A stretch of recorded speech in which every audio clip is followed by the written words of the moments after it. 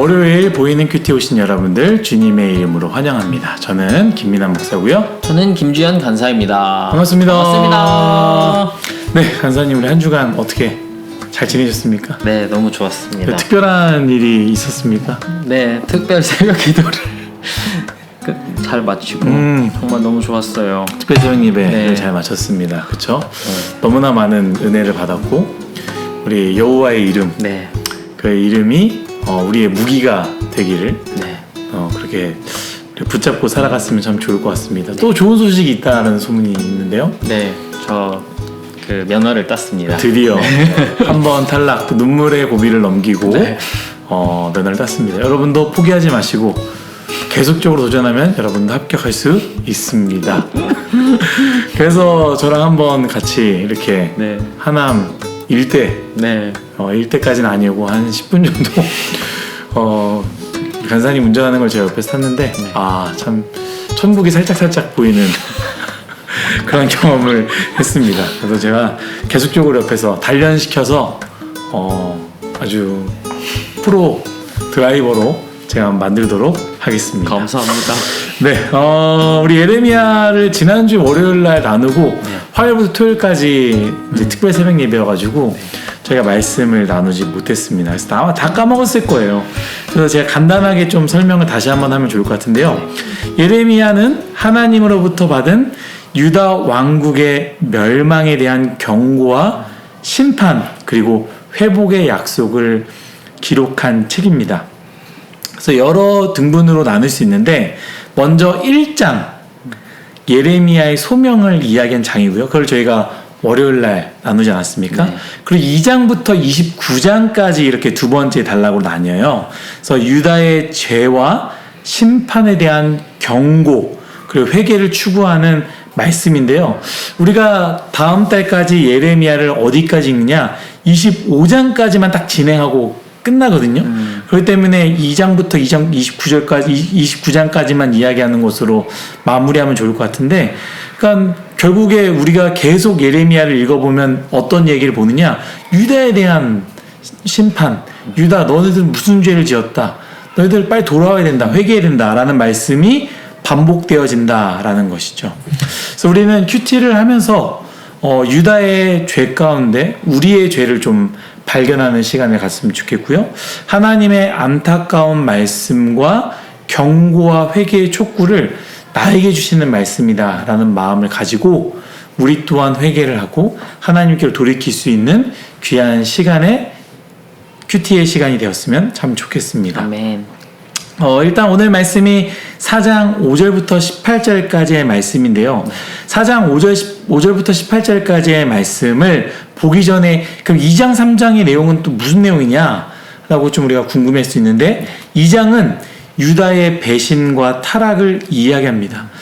굉장히 중요한 얘기 나와요. 생수의 근원 대신 나를 버리고 담을 수 없는 깨진 웅덩이를 만들었는데 그 웅덩이는 그 물을 담글 수 없다. 뭐 이런 얘기를 하고요. 외세 세력에 그 하나님에 의지하는 것이 아니라 그 세력을 붙잡고 의지하는 것. 애굽을 의지하는 이야기를 하죠. 그리고 남편을 저버리는 타락한 아내처럼 너희가 나를 배신하였다. 그래서 심판하겠다라는 말씀이 2장의 이야기예요. 그럼 3장은 무엇을 얘기하냐? 그럼에도 불구하고 내가 너희들을 기다리고 다시 너희를 초청하길 원한다. 돌아오라 라고 이야기하는 거죠. 그래서 3장 11절에 중요한 말씀이 나옵니다. 뭐라고 얘기하냐면 배역한 이스라엘아 돌아오라. 돌아오라. 이 초청하며 어떻게 돌아와야 되는지 4장 1절부터 4절까지 바로 오늘 말씀의 시작 바로 전이죠. 4장 1절부터 4절까지 구체적인 이야기를 하면서 마음의 할례를 해야 된다라는 그 개념이 들어오게 됩니다. 그래서 마음의 할례라는 것은 딴 게 아니잖아요. 보여지는 외적인 것을 삼아서 종교적인 활동을 하는 것이 아니라 너희가 진짜 마음 가운데 신앙생활을 해야 한다라는 것을 4장 4절까지 이야기하는 것이죠. 그리고 이제 4장 5절부터 18절 오늘의 말씀이 시작되는데요. 우리 간사님은 오늘 말씀 뉴송화 이세들과 무엇을 나누겠습니까? 네, 저는 4장 14절 말씀이 눈에 들어왔어요. 14절 말씀에 예루살렘아 내 마음의 악을 씻어버리라 그리하면 구원을 얻으리라. 내 악한 생각이 내 속에 얼마나 오래 머물겠느냐. 네. 이렇게 물어보시는 하나님의 말씀을 보면서 좀 문득 특별 새벽 예배 때 담임 목사님께서 나눠주셨던 핫핑크 매니큐어와 그걸 지울 수 있는 아세톤이 생각이 났습니다. 그쵸. 네. 그리고 다시 말씀을 보니까 우리 마음에 있는 악을 지우고 우리를 구원으로 인도할 수 있는 분은 예수님밖에 없구나라는 생각이 들었고 또 그 뒤에 나오는 그 질문을 하나님께서 저에게 하시는 질문 말씀 같았어요. 네 악한 생각이 너의 속에 얼마나 오래 머물겠느냐. 이렇게. 그래서 오늘 이 꾸지람이 좀 사랑과 하나님의 눈물의 호소임을 좀 기억하고 싶고 오늘도 이렇게 우리를 구원의 길로 부르시는 예수님의 초청에 아멘으로 나아가고 싶다고 생각을 했고 네. 또 비슷한 구절을 사도행전에서 보게 됐는데 사도행전 16장 31절에 이르되 주 예수를 믿으라 그리하면 너와 내 집이 구원을 받으리라 이런 말씀이 있는데 이 말씀이 되게 오버랩이 되더라고요. 악을 씻어버리라 그리하면 구원을 얻으리라와 함께 가면서 어쩌면 악을 씻는 방법은 예수님을 믿는 길밖에 없구나라는 생각이 들면서 그렇게 살고 싶다라고 느꼈습니다. 네. 저도 사실 그 말씀을 선택하려다가 10절을 선택했는데 다행히 선택을 안 한 게 물론 이제 겹치면 안 되니까 가장 좋을 것 같고 여러분들 중에 나오지 않아서 그 담임 목사님 핫핑크를 보지 못한 사람은 사진 여기 이렇게 저희가 올려드릴게요. 한번 보시면 좋을 것 같습니다. 네, 저는 10절의 말씀 여러분들과 함께 나누고자 합니다. 제가 읽도록 하겠습니다. 내가 이르되 슬프도소이다. 주 여호와여 주께서 진실로 이 백성과 예루살렘을 크게 속이셨나이다. 이르시기를 너희에게 평강이 있으리라 하시더니 칼이 생명에 이르렀나이다. 아멘. 저는 이 말씀을 묵상하는데 많은 생각을 하게 되었습니다. 10절 말씀을 보면요. 언뜻 보면 이해하기 어렵습니다.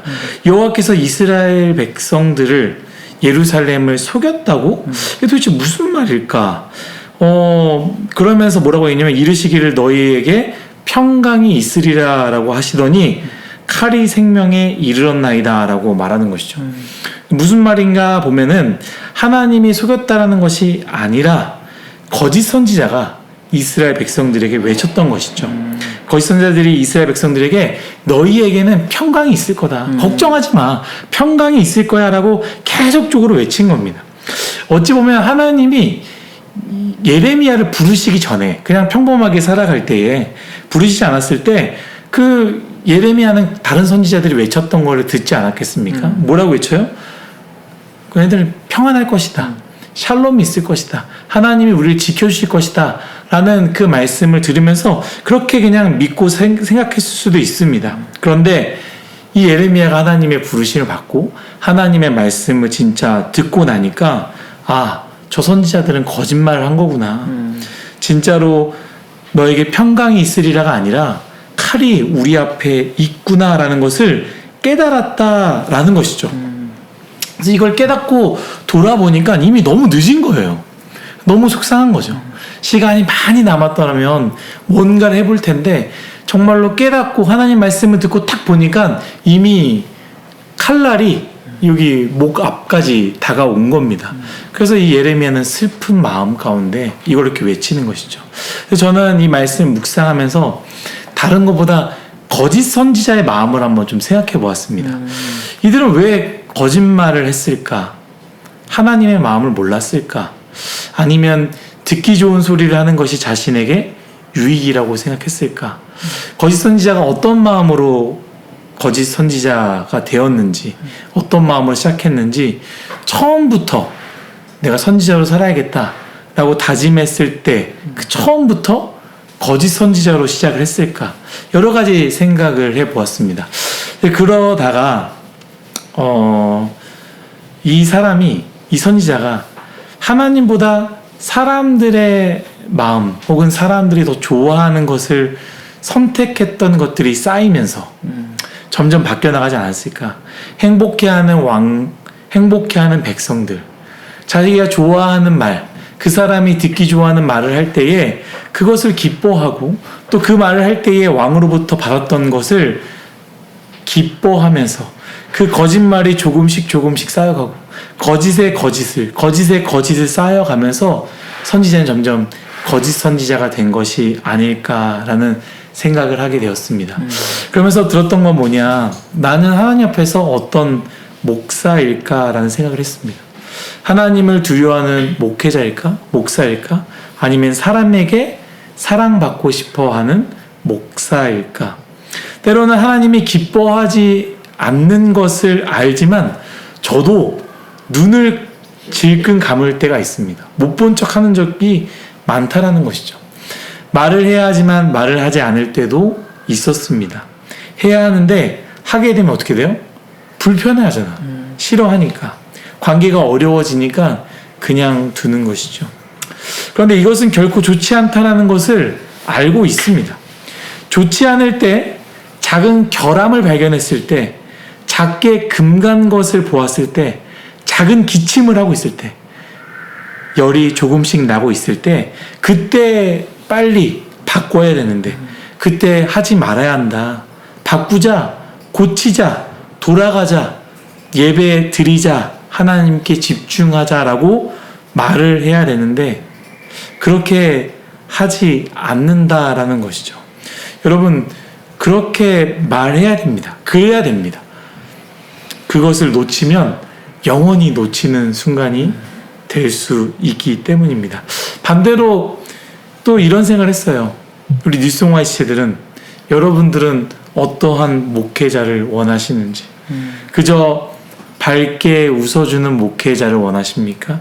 여러분들에게 그저 긍정의 힘을 불어넣어주는 목회자를 원하십니까? 그저 응원하는 목회자, 내가 잘못했어도 그저 괜찮다고, 괜찮아 이렇게 말해주는 그런 목회자를 여러분들은 원하고 있습니까?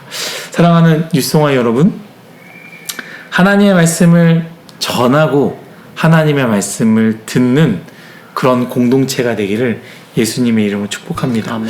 서로의 비위를 맞춰가며 서로의 기분과 서로의 감정을 눈치 보며 어느 순간 하나님의 말씀은 사라져 버린 그런 공동체가 되는 것이 아니라, 때로는 눈물도 나고 때로는 속상하고 때로는 불편하지만 하나님으로 말미암아 아프지만 살아나는, 불편하지만 회복되는, 슬프지만 쓰라리지만 돌이키고 치유되는 뉴스공화의 공동체, 저와 여러분 우리 모두가 되시기를 예수님의 이름으로 축복합니다. 우리 간사님이 기도해 주시고 마치도록 하겠습니다. 하나님 아버지 감사합니다. 오늘 저희에게 이렇게 말씀해 주셔서 너무나 감사합니다. 조금의 거짓, 그 거짓이 거짓 선지자를 만들어 갔듯이 우리의 마음을 돌아보고 정말 우리의 모든 악한 모습들을 예수님과 함께 씻어 내려갈 수 있는 뉴스공화의 공동체가 되게 해주세요. 아멘. 그 안에서 더욱더 조금은 힘들고 불편할지라도 예수님 안에서 성장할 수 있는 공동체가 되게 해주시고, 아멘. 우리의 삶이 정말 악한 모습을 쫓아가는 것이 아니라, 세상의 방식을 쫓아가는 것이 아니라 하나님의 말씀 안에서 기초되어 하나님 안에서 뿌리 맺고 잘 자라갈 수 있도록 인도해 주세요. 아멘. 이번 한 주도 힘을 허락하여 주시고 하나님과 동행할 수 있는 우리 공동체 되게 해주세요. 예수님의 이름으로 기도드렸습니다. 아멘. 월요일 피곤하고 힘든 하루지만 그럼에도 불구하고 말씀과 함께 기쁨의 월요일이 되기를 간절히 바라겠습니다. 네. 여러분 화이팅입니다. 화이팅!